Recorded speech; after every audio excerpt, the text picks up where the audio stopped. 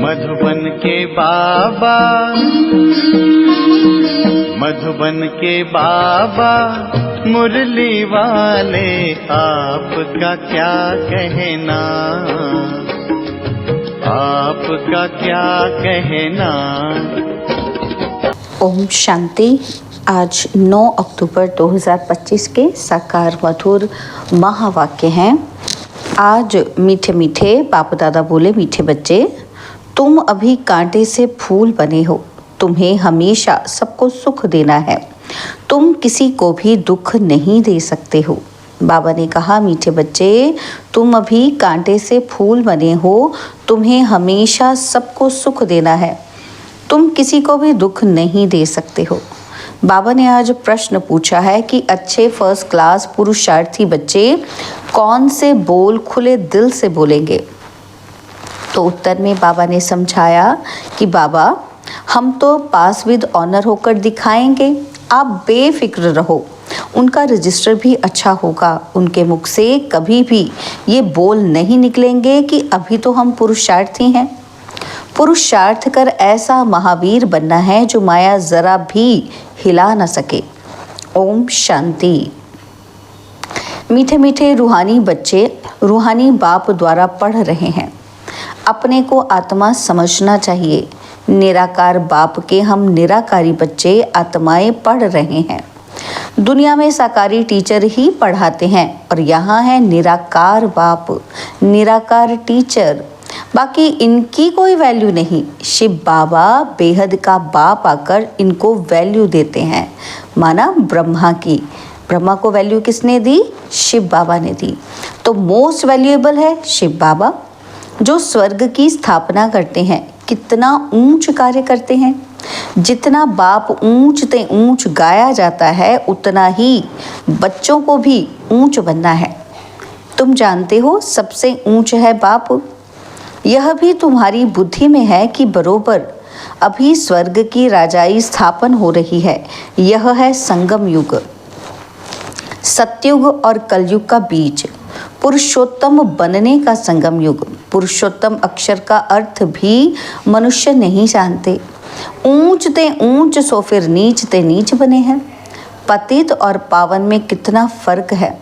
देवताओं के जो पुजारी होते हैं वह खुद वर्णन करते हैं, आप सर्वगुण संपन्न विश्व के मालिक और हम विषय वैतरणी नदी में गोता खाने वाले हैं। कहने मात्र सिर्फ कहते हैं, समझते थोड़ी हैं। ड्रामा विचित्र वंडरफुल है। ऐसी ऐसी बातें तुम कल्प कल्प सुनते हो। बाप आकर समझाते हैं। जिनका बाप के साथ पूरा लव है उनको बहुत कशिश होती है। अब आत्मा बाप को कैसे मिले? मिलना होता है साकार में। निराकारी दुनिया में तो कशिश की बात ही नहीं रहती। वहाँ तो है ही सब पवित्र, कट निकली हुई है। कशिश की बात ही नहीं, लव की बात यहाँ होती है। ऐसे बाबा को तो एकदम पकड़ लो। बाबा, आप तो कमाल करते हो। आप हमारी जीवन ऐसी बनाते हो। बहुत लव चाहिए। लव क्यों नहीं है? क्योंकि कट चढ़ी हुई है। याद की यात्रा के सिवाय कट निकलेगी नहीं। इतने लवली नहीं बनते हैं। तुम फूलों को तो यहाँ ही खिलना है, फूल बनना है, तब फिर वहाँ जन्म जन्मांतर फूल बनते हो। कितनी खुशी होनी चाहिए कि हम कांटे से फूल बन रहे हैं। फूल हमेशा सबको सुख देते हैं।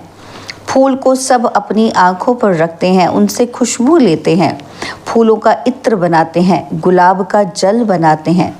बाप तुमको कांटों से फूल बनाते हैं, तो तुम बच्चों को खुशी क्यों नहीं होती है?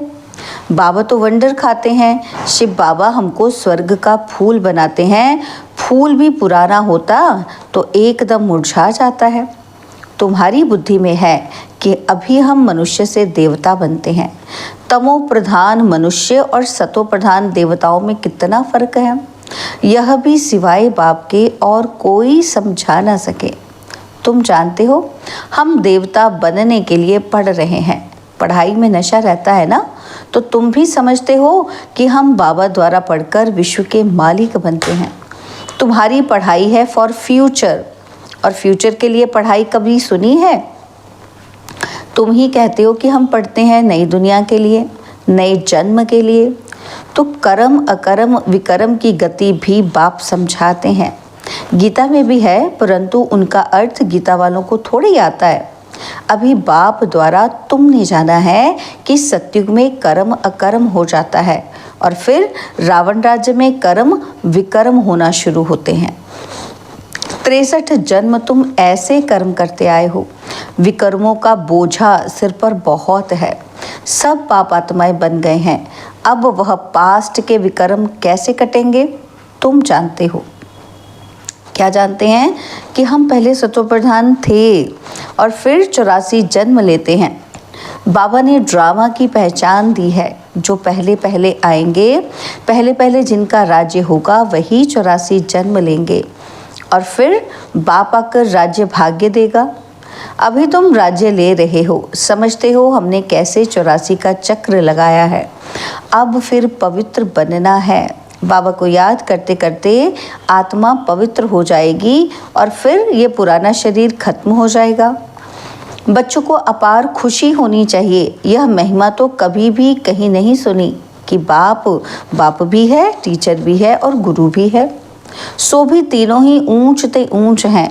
सत्य बाप, सत्य टीचर और सत्य गुरु तीनों एक ही हैं। अभी तुमको भासना आती है।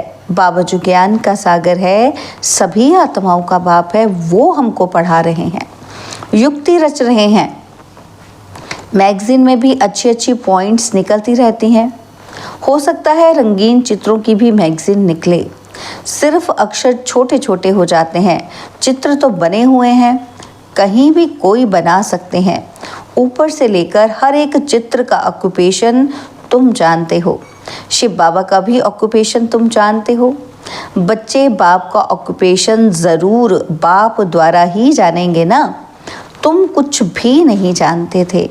छोटे बच्चे पढ़ाई से क्या जाने, 5 वर्ष के बाद पढ़ना शुरू करते हैं और फिर पढ़ते पढ़ते कई वर्ष लग जाते हैं ऊंच इम्तिहान पास करने में।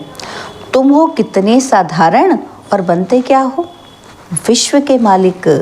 और तुम्हारा कितना श्रृंगार होगा, गोल्डन स्पून इन माउथ, वहाँ का तो गायन ही है। अभी भी कोई अच्छे बच्चे शरीर छोड़ते हैं तो बहुत अच्छे घर में जन्म लेते हैं, तो गोल्डन स्पून इन माउथ मिलता है। इन एडवांस तो जाएंगे ना कोई पास, तो निर्विकारी के पास तो पहले पहले जन्म श्री कृष्ण को ही लेना है। बाकी तो जो भी जाएंगे वह विकारी के पास ही जन्म लेंगे, परंतु गर्भ में इतनी सजाएं नहीं भोगेंगे। बड़े अच्छे घर में जन्म लेंगे, सजाएं तो कट गई, बाकी करके थोड़ी होंगी, इतना दुख नहीं होगा। और आगे चलकर देखना, तुम्हारे पास बड़े बड़े घर के बच्चे प्रिंस प्रिंसेस कैसे आते हैं। बाप तुम्हारी कितनी महिमा करते हैं। तुमको हम अपने से भी ऊंच बनाता हूँ, जैसे कोई लौकिक बाप बच्चों को सुखी बनाते हैं। 60 वर्ष हुए बस खुद वानप्रस्थ में चले जाते हैं, भक्ति में लग जाते हैं। ज्ञान तो कोई दे ना सके, ज्ञान से सर्व की सद्गति मैं करता हूँ। तुम्हारे निमित्त सबका कल्याण हो जाता है, क्योंकि तुम्हारे लिए ज़रूर नई दुनिया चाहिए। तुम कितने खुश होते हो। अब वेजिटेरियन की कॉन्फ्रेंस में भी तुम बच्चों को निमंत्रण मिला हुआ है। बाबा तो कहते रहते हैं हिम्मत करो। दिल्ली जैसे शहर में तो एकदम आवाज़ फैल जाए। दुनिया में अंधश्रद्धा की भक्ति बहुत है। सतयुग त्रेता में भक्ति की कोई बात होती ही नहीं, वह डिपार्टमेंट अलग है। आधा कल्प ज्ञान की प्रारब्ध होती है। तुमको 21 जन्म का वर्षा मिलता है बेहद के बाप से, और फिर 21 पीढ़ी तुम सुखी रहते हो। बुढ़ापे तक दुख का नाम नहीं रहता, फुल आयु सुखी रहते हो। जितना वर्षा पाने का पुरुषार्थ करेंगे उतना ऊंच पद पाएंगे, तो पुरुषार्थ पूरा करना चाहिए। तुम देखते हो नंबरवार माला कैसे बनती है, पुरुषार्थ अनुसार ही बनेगी। तुम हो स्टूडेंट वंडरफुल। स्कूल में भी बच्चों को दौड़ाते हैं ना निशान तक, तो बाबा भी कहते हैं तुमको निशान तक दौड़कर फिर यहाँ ही आना है। याद की यात्रा से तुम दौड़ कर जाओ, फिर तुम नंबर 1 में आ जाएंगे। मुख्य है याद की यात्रा। कहते हैं बाबा हम भूल जाते हैं। अरे बाप इतना तुमको विश्व का मालिक बनाते हैं, उनको तुम भूल जाते हैं। भल तूफान तो आएंगे, बाप हिम्मत दिलाएंगे ना, और साथ साथ कहते हैं कि ये युद्ध स्थल है। युधिष्ठिर भी वास्तव में बाप को कहना चाहिए, यो युद्ध सिखलाते हैं। युधिष्ठिर बाप तुमको सिखलाते हैं, माया से तुम युद्ध कैसे कर सकते हो, इस समय युद्ध का मैदान है ना। तो बाप कहते हैं काम महाशत्रु है, उन पर जीतने से तुम जगत जीत बनेंगे। तुमको मुख से कुछ भी जपना करना नहीं है, चुप रहना है। भक्ति मार्ग में कितनी मेहनत करते हैं, अंदर राम राम जपते हैं, उसको ही कहा जाता है नौधा भक्ति। तुम जानते हो कि बाबा हमको अपनी माला का बना रहे हैं। तुम रुद्र माला के मन के बनने वाले हो, जिसको फिर पूजेंगे। रुद्र माला और रुंड माला बन रही है। विष्णु की माला को रुंड कहा जाता है। तुम विष्णु के गले का हार बनते हो। तो कैसे बनेंगे? जब दौड़ी में विन करेंगे तभी तो बनेंगे ना। तो बाप को याद करना है और 84 के चक्र को जानना है। बाप की याद से ही वे कर्म विनाश होंगे। तुम कैसे लाइट हाउस हो, एक हांक में मुक्ति धाम और एक में जीवन मुक्ति धाम। इस चक्र को जानने से तुम चक्रवर्ती राजा सुख धाम के मालिक बन जाएंगे। तुम्हारी आत्मा कहती है कि अभी हम आत्माएं जाएंगे अपने घर। घर को याद करते करते जाएंगे। यह है याद की यात्रा। तुम्हारी यात्रा देखो कैसी फर्स्ट क्लास है। बाबा जानते हैं, क्या जानते हैं बाबा, कि हम ऐसे बैठे बैठे क्षीर सागर में जाएंगे। विष्णु को क्षीर सागर में दिखाते हैं ना, तो बाप को याद करते करते क्षीर सागर में चले जाएंगे। क्षीर सागर अभी तो है नहीं। जिन्होंने तालाब बनाया है ज़रूर क्षीर डाला होगा। आगे तो क्षीर माना दूध, बहुत सस्ता था। क्षीर का अर्थ है दूध। तो बाबा कहते अब वो वाला क्षीर सागर तो है नहीं। पुराने ज़माने में जिन्होंने डाला होगा तालाब में क्षीर, तब सस्ता था। 1 पैसे का लोटा भर कर आता था, तो क्यों नहीं तालाब भरता होगा। बाबा कहते अभी तो क्षीर है ही कहाँ, पानी ही पानी हो गया है। बाबा ने नेपाल में देखा है कि बहुत बड़ा विष्णु का चित्र है, सांवरा ही बनाया है। अभी तुम विष्णुपुरी के मालिक बन रहे हो याद की यात्रा से और स्वदर्शन चक्र फिराने से। दैवी गुण भी यहाँ धारण करने हैं। यह है पुरुषोत्तम संगम युग। पढ़ते पढ़ते तुम पुरुषोत्तम बन जाएंगे। आत्मा का कनिष्ठपना छूट जाएगा। बाबा रोज रोज समझाते हैं तो नशा चढ़ना चाहिए। कहते हैं बाबा पुरुषार्थ कर रहे हैं। अरे खुले दिल से बोलो ना, क्या बोलना है कि बाबा हम तो पास विद ऑनर होकर दिखाएंगे, आप फिक्र मत करो। तो फर्स्ट क्लास बच्चे जो अच्छी रीति पढ़ते हैं उनका रजिस्टर भी अच्छा होगा। बाबा को कहना चाहिए बाबा आप बेफिक्र रहो, हम ऐसा बनकर दिखाएंगे। बाबा भी जानते हैं ना कि बहुत टीचर्स बड़ी फर्स्ट क्लास हैं। सब तो फर्स्ट क्लास नहीं बन सकते। अच्छे अच्छे टीचर्स 1-2 को भी जानते हैं। सबको महारथियों की लाइन में नहीं ला सकते। अच्छे बड़े बड़े सेंटर्स खोलो तो बड़े बड़े आदमी आएंगे। कल्प पहले भी हुंडी भरी थी, सावल शाह बाबा हुंडी ज़रूर भरेंगे। दोनों बाप बचड़े वाले हैं। प्रजापिता ब्रह्मा के कितने बच्चे हैं, कोई गरीब, कोई साधारण, कोई साहूकार। कल्प पहले भी इनके द्वारा राजाई स्थापन हुई थी, जिसको दैवी राजस्थान कहा जाता था। अब तो आसुरी राजस्थान है। सारी विश्व दैवी राजस्थान थी, इतने खंड थे नहीं। यही दिल्ली जमुना का कंठा था, उनको परिस्तान कहा जाता है। वहाँ की नदियाँ आदि उछलती थोड़ी हैं, अभी तो कितनी उछलती हैं। डैम्स फट पड़ते हैं। प्रकृति के जैसे हम दास बन गए हैं। फिर तुम मालिक बन जाएंगे। वहाँ माया की ताकत नहीं रहती है जो बेइज्जती करे, धरती की ताकत नहीं जो हिल सके। तुमको भी महावीर बनना चाहिए। हनुमान को महावीर कहते हैं ना, तो बाप कहते हैं तुम सब महावीर हो। महावीर बच्चे कभी हिल न सके। महावीर महावीरनी के मंदिर बने हुए हैं। चित्र इतने थोड़े ही सबके रखेंगे, मॉडल रूप में बनाया हुआ है। अभी तुम भारत को स्वर्ग बना रहे हो तो कितनी खुशी होनी चाहिए, कितने अच्छे गुण होने चाहिए। अब गुणों को निकालते जाओ, सदैव हर्षित रहना है। तूफान तो आएंगे, तूफान आए तब तो महावीरनी की ताकत देखने में आए। तुम जितना मजबूत बनेंगे उतना तूफान आएंगे। अभी तुम पुरुषार्थ कर महावीर बन रहे हो, नंबरवार पुरुषार्थ अनुसार। ज्ञान का सागर बाप ही है, बाकी सब शास्त्र आदि हैं भक्ति मार्ग की सामग्री। तुम्हारे लिए है पुरुषोत्तम संगम युग। कृष्ण की आत्मा यहाँ ही बैठी है, भागीरथ यह है। ऐसे तुम सब भागीरथ हो, भाग्यशाली हो ना।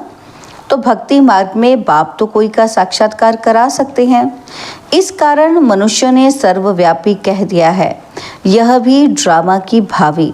तुम बच्चे बहुत ऊंच पढ़ाई पढ़ रहे हो।